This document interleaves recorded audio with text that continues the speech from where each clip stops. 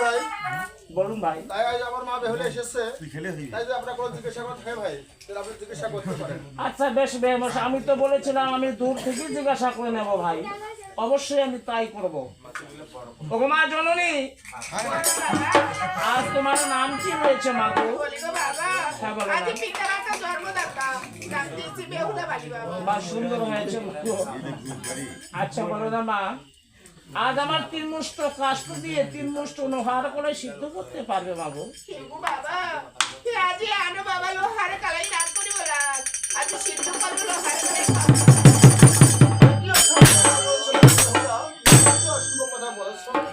আজ তুমি কি পারবেন না লোহার কাজ করতে?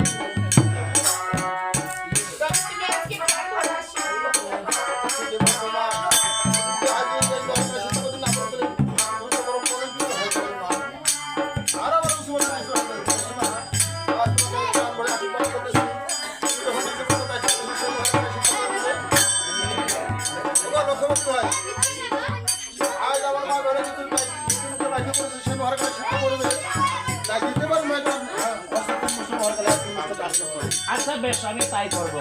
আরে বাবলাঙ্গা বাবা, আচ্ছা তুমি আর বেশি বিলম্ব না করে আর মা জননীর হাতে 3 মুষ্ট কাষ্ঠ 3 মুষ্ট খড়াই তুলে দাও।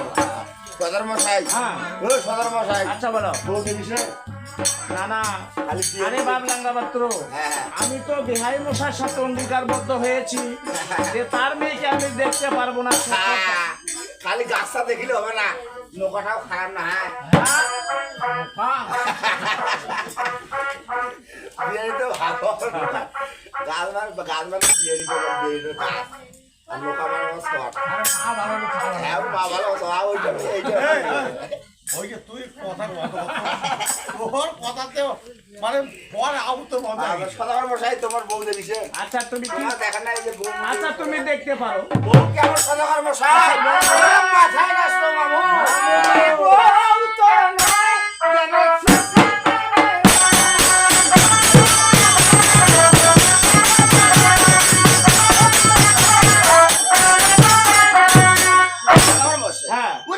নাই কেন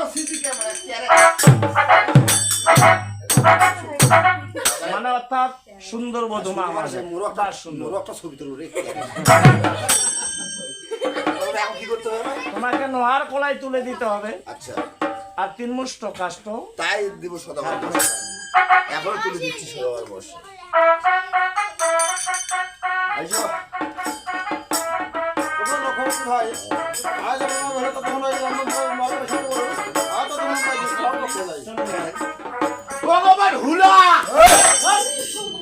বেহুলা বেহুলা কত ভগবান হুলা হুলাই মারি গেলি বেহুলা ভগবান বেহুলা এই নাম নোহার কালায় বড়ি নোহার কালায় সিদ্ধ করে পৃথিবীর মুখে চালিয়ে দাও। এই বেহুলা বড় সত্যি দাদা, তবে তুমি আজকে আমার প্রাণ ভরে আশীর্বাদ করবে দাদা। তাই হবে রে